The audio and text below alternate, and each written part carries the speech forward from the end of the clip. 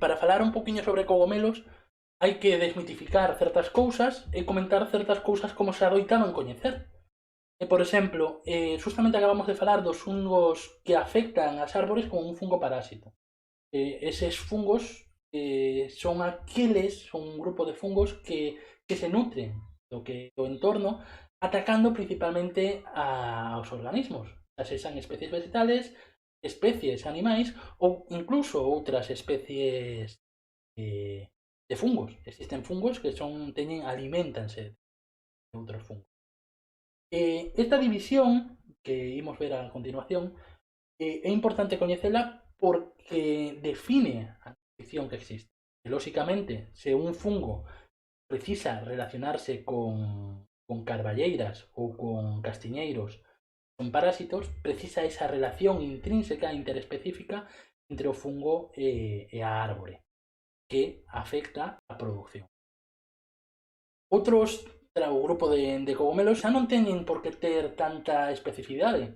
É dicir, existen certos fungos que precisan un substrato, madeira, follas, diferentes características para nutrirse. Degradan follas, degradan o humus, degradan certa parte do substrato morto, materia orgánica morta, para nutrirse.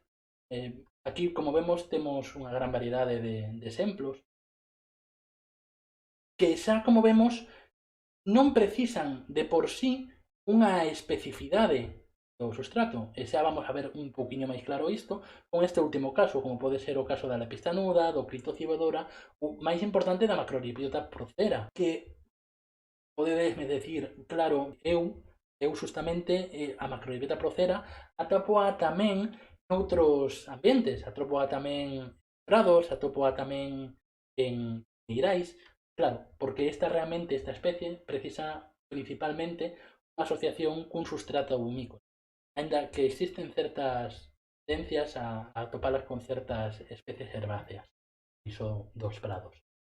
E o terceiro grupo que se xeraría justamente sería o caso dos micorrízicos, que temos por unha banda as amanitas, amanita muscaria, faloides, pestens.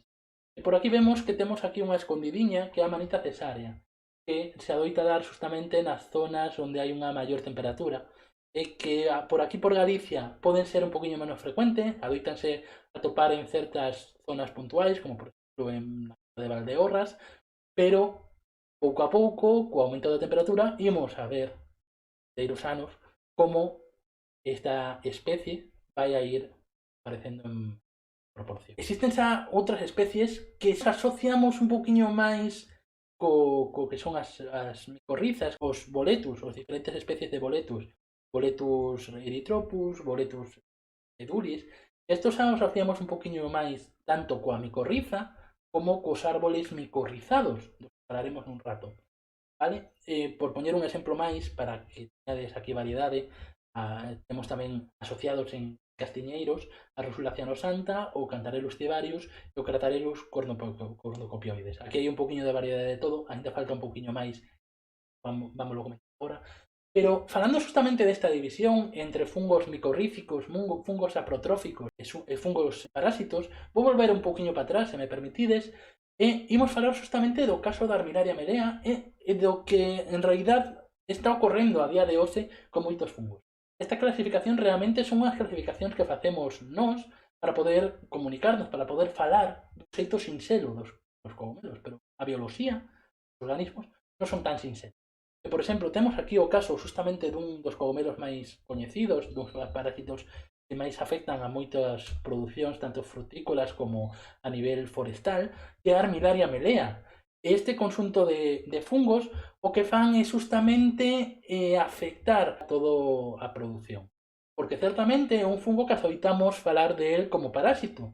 Sen embargo, é capaz de, cando vai desenvolvendo o seu ciclo, de que as súas esporas se desenvolvan nun entorno no que non está parasitando unha árbore. E, pouco a pouco, ese entorno no que vive poderíase considerar que aí, aínda que non presente fortificacións, está vivindo como un saprófito. E máis, hai un caso máis claro desta situación, é que justamente cando a árbore morre, a presencia de cogomelos adoita ser moi abundante. desta especie. Actuando xa non como parásito, porque a árbore está morta, senón como saprotrófico. E seguindo ese ciclo que comentaba, pode despois comezar unha relación para introducirse na árbore entre o fungo, entre o propio fungo e a raíz. Esa asociación poderíase considerar micorrícica se non fora que co paso do tempo vaise producir un dano o que é a árbore parasitando a posterior. Comentar tamén que esta mesma característica de presentar diferentes ciclos de non estar estadios completamente cerrados presentaba, por exemplo, as trufas. As trufas asocianse perfectamente coas aras e co quercusides tamén, con outras variedades de árboles. E co paso do tempo, esa relación o que pode suceder é que mate a unha gran diversidade vegetal, producindo o que podería ser un tipo de parasitismo pola propia trufa. E incluso en condicións moi extremas, a propio fungo, a propia trufa é capaz de sobrevivir no entorno alimentándose de sustrato. Por lo tanto, como vemos, esa división non está tan clara.